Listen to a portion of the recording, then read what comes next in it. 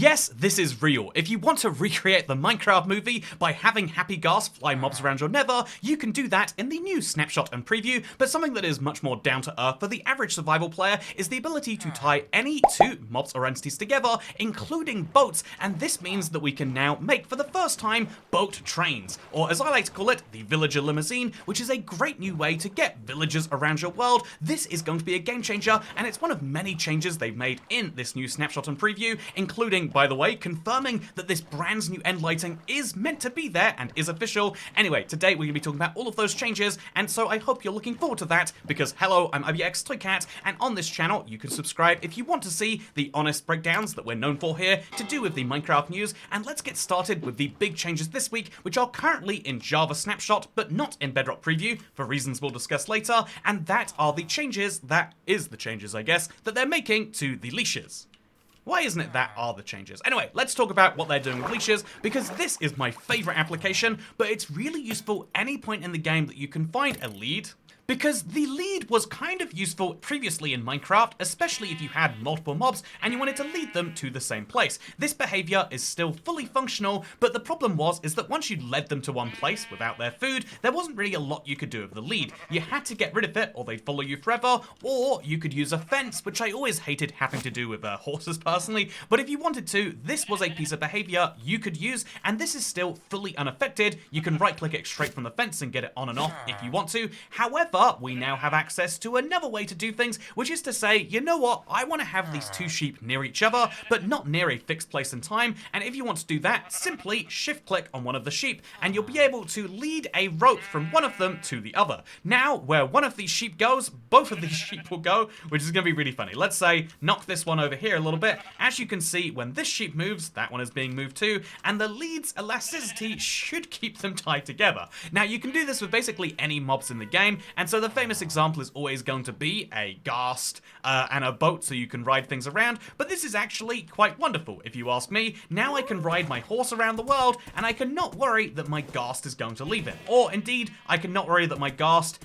and my pig, actually this isn't just a pig, this is a little bit of a weird frapple situation I set up. I've got two pigs and a sheep tied together, so now I'll just take an extra lead from one of these pigs, and then I'll take that lead and put it on, I guess, my horse, and now I can lead around my entire collection of animals. Well, the other ones apparently not, but I can lead my pig and my ghast around without having to have my main hand be tied up that way. This is absolutely delightful, and it's a really, really fun change that they have made in this update. This second change is one you'll really appreciate if you feel bad for 1DT over here, because right now the easiest way to get your hands on leads is to wait for him to spawn with his trading llamas, which he is always attached to by two of these. And so now what you can do instead of having to murder him, the fastest solution, is you can simply use some shears. And so let me show you a really fun new change, which is going to require a little bit of an explanation of a Java Bedrock difference. Right now, when you spawn a wandering trader anyhow on Bedrock, he always comes with the llamas, but on Java, he only comes with the llamas when he naturally spawns, and so for a video showcasing it like this, it's a bit hard to show him, and so I've had to use a stand-in for the wandering trader, which is this guy right here. So this is my wandering trader with his two llamas. Again, just everyone, we have to go along with this for the illusion to work, and now I could kill him to get those two leads back, or I could shift and then use my shears, and look at that, two leads gotten with no wandering trader having to be murdered,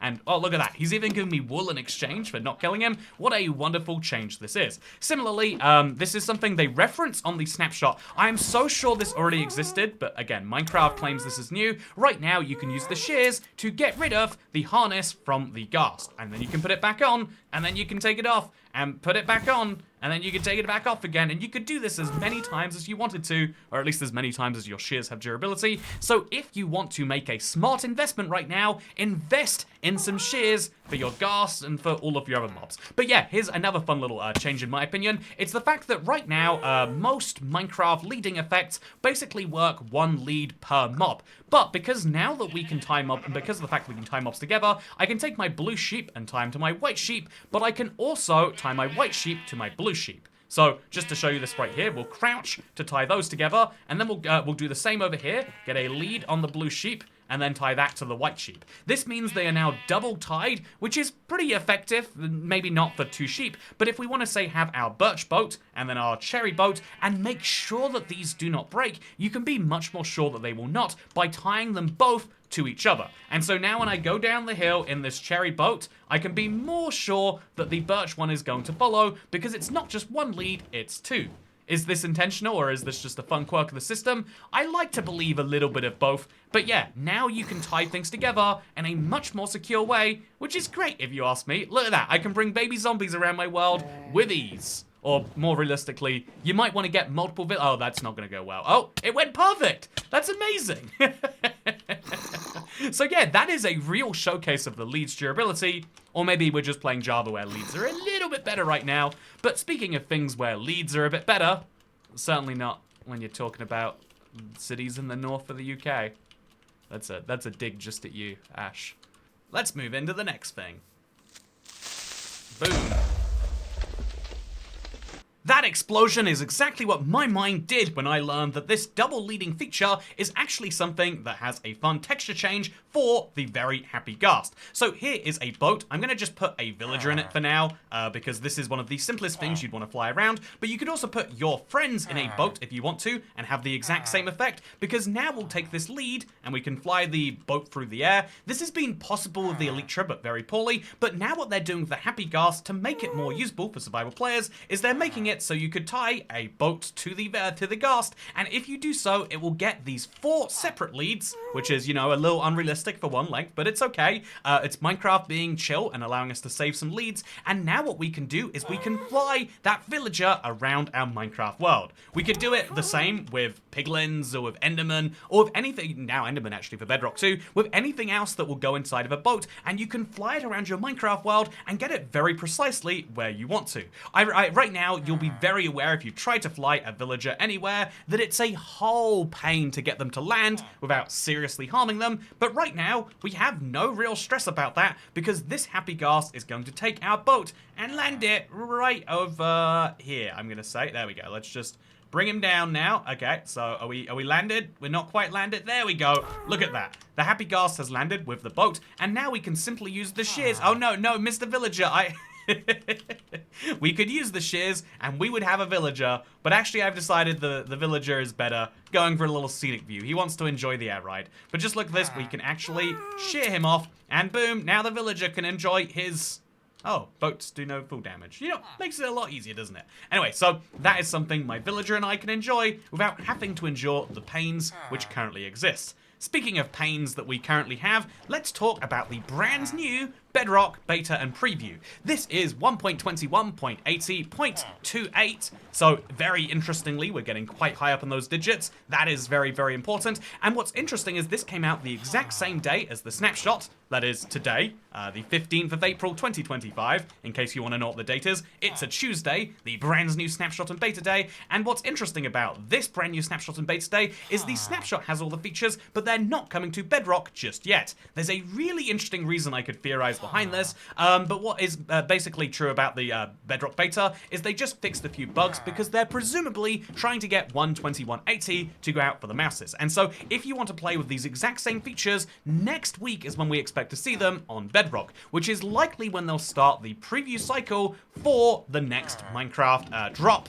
Which is going to be the summer drop. And so yeah, that is going to be very, very exciting. Are they going to call it 1.22? Are they going to call it 1.21.90? I'm still placing my bets on 1.22 because it's going to be a full year since 1.21, but still, that's just my personal bet. And what's also interesting about this is they have this line on the changelog where they allow you to customize, if you're making a vibrant visuals resource pack, exactly how end flashes work. They're going to be data driven, in other words. You can do cool JSON things of it if you want to play around with add-ons. And so what that means, therefore, by the wording of this changelog here, is that these end flashes are intentional. If you haven't seen them yet, they are wild, to put it mildly.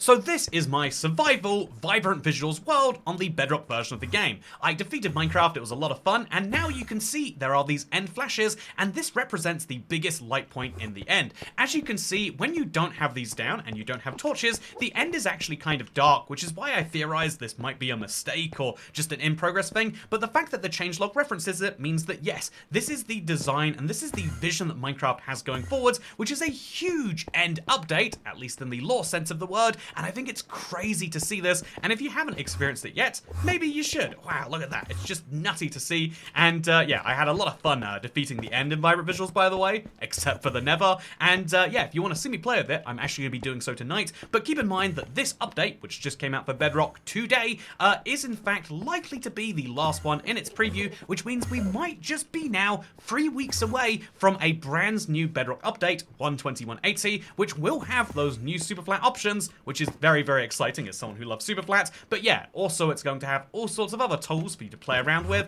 which is a pretty decent time. But yeah, next week is when we might see, maybe just maybe, 1.22 start its beta and preview process, which would probably put some high expectations on the summer drop. But yeah, having seen the leashes now, I've got to say, really liking them. I think the, you know, we've only seen 3 features in this preview so far, but every single one, or ever in this update cycle so far, this drop cycle, but all of them have been really well intentioned, and that is something I really like. I like seeing Minecraft actually, you know, doing things where you know, it's not as many features so far yet, but each of them are really, really cool changes, and that's something I really appreciate. By the way, this still seems to be here, huh? Anyway, with that said, I hope you all enjoyed today's video. If you did, don't forget to like, favorite, and subscribe, because, yeah, I'm looking forward to perhaps next week on Bedrock, and maybe we'll see this alongside some other changes, or maybe not. I really do have a lot of questions about the summer drop, and if you want to see those, the answers to those as they get released, make sure to subscribe to this channel, because I will see you in the next one. Goodbye. Oh, watch my Odd Drops Good video if you're curious about. Yeah, look at that. Self-promo. Oh, also, by the way, we just got a release date for Toy Cat's Toolkit. It's going to be May 27th. I am very excited. Looking forward to seeing you there. But for now, good night.